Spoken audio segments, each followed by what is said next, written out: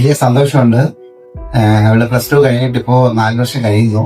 2 വർഷം German nursing വേണ്ടിയിട്ട് German language പഠിച്ച് പൂർത്തിയായി. പക്ഷെ അതിന്റെ വിസയുടെ പ്രശ്നമായിട്ട് 2 വർഷം വെയിറ്റിംഗ് ആയി. അപ്പോഴാണ് എന്റെ ഒരു ചേട്ടന്റെ മകനെ സാറാണ് നൗകയിലോട്ട് ഇട്ടത്. പക്ഷെ അവനിപ്പോ പൂർത്തിയാക്കി MBBS-ന്. പക്ഷെ പ്രധാനമായിട്ടും ഉള്ളത് സാറിന് തന്നെ ബന്ധപ്പെടാൻ കാരണം അവരുടെ ഏത് പ്രശ്നത്തിലും അവിടുത്തെ ഇപ്പൊ 100% മറ്റ് പ്രശ്നങ്ങളൊക്കെ ഉണ്ടായിട്ടും അത് പൂർത്തീകരിക്കാനും അല്ലെങ്കിൽ ഏത് വിഷയം വന്നാലും അത് സാറ് എന്നെ വിളിച്ചു കഴിഞ്ഞാൽ സാറ് തന്നെ കൂടെ നിൽക്കും എന്നുള്ളൊരു അവരുടെ വിശ്വാസമാണ് ഇദ്ദേഹത്തിന്റെ തിരഞ്ഞെടുപ്പാനായിട്ട് ഇടയാക്കിയത്.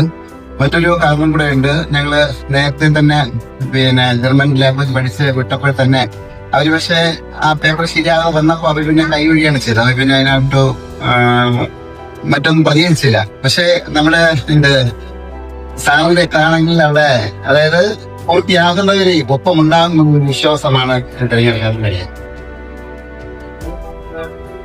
നമ്മള് കബയുടെ ഫാദറിന്റെ ഒരു റിലേറ്റീവിന്റെ മകളുടെ അഡ്മിഷൻ ഞാനാണ് ചെയ്തത്. ചേട്ടന്റെ മകളുടെ അഡ്മിഷൻ ഞാനാണ് ചെയ്തത്.